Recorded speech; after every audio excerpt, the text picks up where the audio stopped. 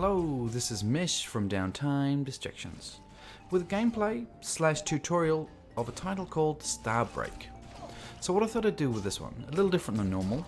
So I'll have a look at some gameplay and I'll also give you my thoughts, but also include a bit of a tutorial as we go along, because I found a tutorial with this title a little sparse. So I kind of want to help you along the initial stages, just give you the basics to get you started with this title. Okay, so what is StarBreak? Now don't get confused with StarBreaker, and that's a song by an old British heavy metal band called Judas Priest. So we're not looking at Starbreaker, we're looking at StarBreak.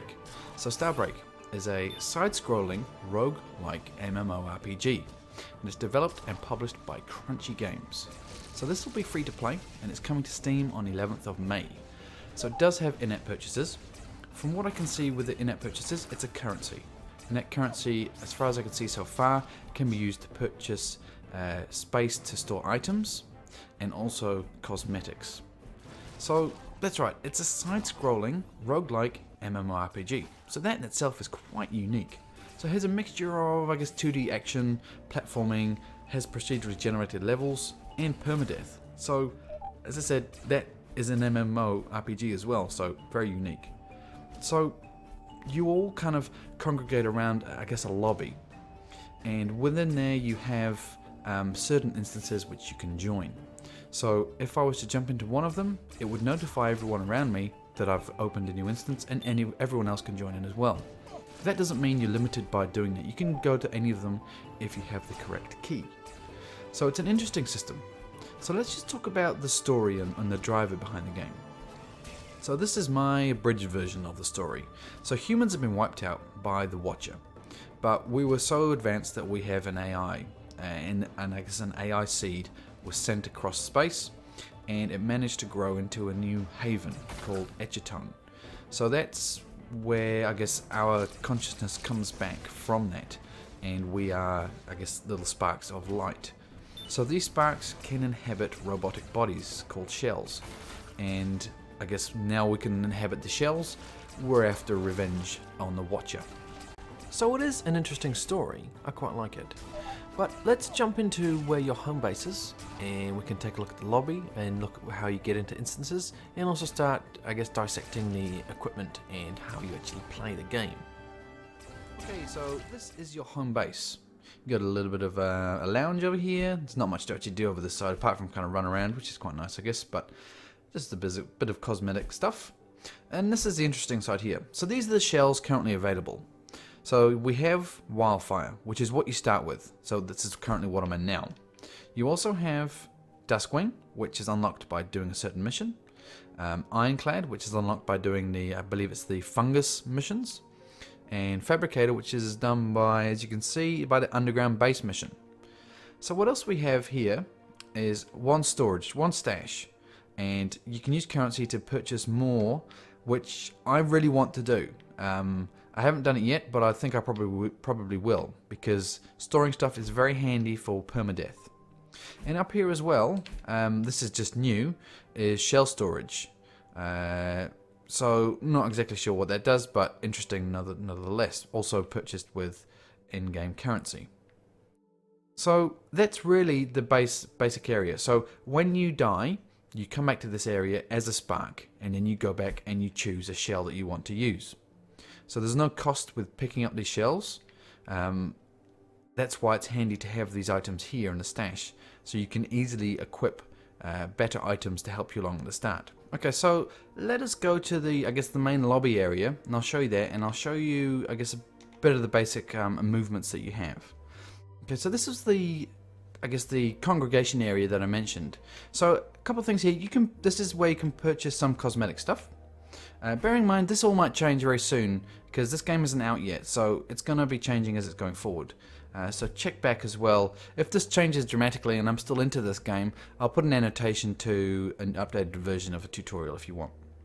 So here we can purchase some, weapons and equipment.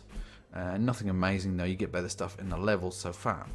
So what we have, see above me, all these areas here are missions, so areas you can jump into. So you can see the difficulty as well, so that's a medium difficulty. You start over here, which is the the Fire Forest, this is how you unlock the next shell. Then after that one, you need to start going over here to the Fungus Cave, unlock this one to get to the next one. As you can see here as well, see the flashing arrow down? That means this has just been opened, so there's people in that one. So as you can see, it's got 2 out of 50 people in there. So limitation is 50. I believe the limitation will be 100, but I'm not sure which ones that's based on, because the ones I've seen it's 50. So just a quick look at the basic abilities of this character so far. So the weapons can all be upgraded and you pick up items in there. But at the moment I've got a shotgun. So the basic attack, you can angle it in different directions, up and down. And you also have a grenade, so you give the grenade a boot and off it goes. And you have a jump.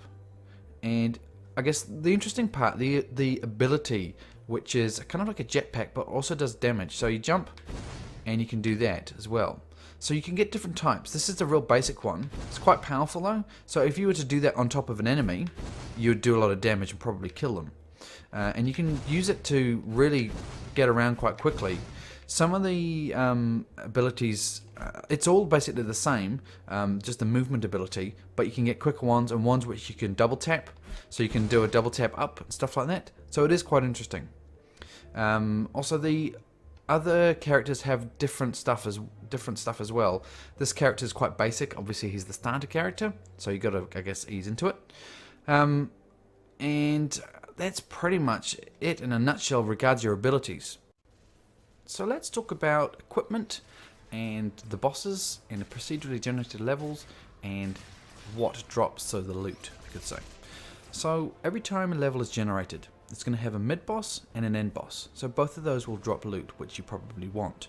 And you can pick up loot for your class and also other classes as well, which is an important fact. So there's also a thing called branches. So if you're going along, you might see a tunnel or I guess a ledge which you can jump up to. You can follow those along for a while, which are kind of off the main path towards the boss, and you could spend a couple minutes getting to the end of it, and it seems like it's a dead end, but there'll be a whole bunch of mobs there. You destroy them and you'll unlock a chest, which also can have relevant loot. So I guess the types of loot and pickups that you're going to get. So you're going to get items for your weapon, your chest, your boots, your grenades, and your ability there. So you can upgrade them all. And they've got things like crit, extra damage, extra jump, a lot of stats on those. You can also pick up boosts, which are automatically picked up by running over them. And they do things, I guess it's similar statistics to what you have on your items, but they just build up over time. So you can run across a crit increase. So you just keep picking up crit constantly. And it all builds onto your stats. You can check out your stats as well. That all disappears when you die. The same as your equipment. So that's the purpose of the storage. So I find myself, if I know the level's getting too hard, or people have left because they're also finding it too hard, or they've died, I might retreat out of that level so you can teleport back to your home. Recoup your health and maybe store some items so you can keep fighting, and if you die you still got those items. Something to note as well around loot. So say there's a chest drops, you go and open a chest, that is your loot. No one can contend it, they have their own loot. So there's no, I guess, arguments over loot. What drops is yours, no one else can see it, no one else can pick it up. So it's specific to you, which is very nice. Saves a lot of issues. So yeah, the inventory system, the storage is very handy for that. Because when you die, I say you lose all your equipment and you lose your stats that you've built up over time. You don't lose your progress though. If you've unlocked a mission, you keep that unlock. And also, you keep the shells that you have available, they're also unlocked the whole time. So you're not back at the start, but it really encourages you after you die to kind of hit the early levels a few times to start building your stats again and get those items. But that can be alleviated, you could say, from storing better items in that storage in your home. Okay, so I hope that kind of helps give you an idea of how to start this game. It is user friendly, but there's a bit of information missing there on how the shells work, how the missions work, and how the loot works. As I say, you lose it all when you die, but you don't lose your progress. but you need to start again with your equipment and your power-ups. You can pick up health as you go along the levels as well, so that's quite nice. Sometimes it's good if you're starting to get quite damaged to hang back behind your allies for a little bit and pick up the health. Okay, so my thoughts on this game at the moment, this isn't a review, this is just a quick look at the gameplay so you can see the gameplay in the background, and I say it's a bit of information to get you guys started. But at the moment I'm really enjoying this title. It's so unique for me that it's very refreshing. I really like the community of everyone jumping in. Not a lot of people are using, there is a text chat, but it doesn't seem to be heavily used. People are more often, you have I guess a quick emotes, so you can press 1 through to 10 and say thanks, thank you, or I need health, stuff like that. So that's quite nice. So the people do communicate, but it's less I guess talking, and it's so easy to jump in with people. There's no group, there's no waiting, and you don't need to as well. You can jump in by yourself. You just got to proceed cautiously. So I'm really interested in seeing how this title goes. I've spent a good few hours in it already, and I'll do a first look review for it as well on release, so that'll be coming out in a few days. So subscribe so you can get the update when that comes out. I'll leave it here. So interesting title, something to keep an eye on. If you're interested in side-scrolling and I guess community-based games, this might be what you want to look at. So it's going to be free. There is an in-game currency, but at the moment it seems to be fair. But things can change. You never know what's going to happen in the future. So yeah, so check it out if you're interested. So StarBreak, it's coming out on Steam on 11th of May, and it looks interesting. So yeah, give me a like if you liked it. The video feedback is always good, constructive, positive, negative. It always helps us out. Subscribe helps us out, and stay tuned for more stuff. And I'll see you next time.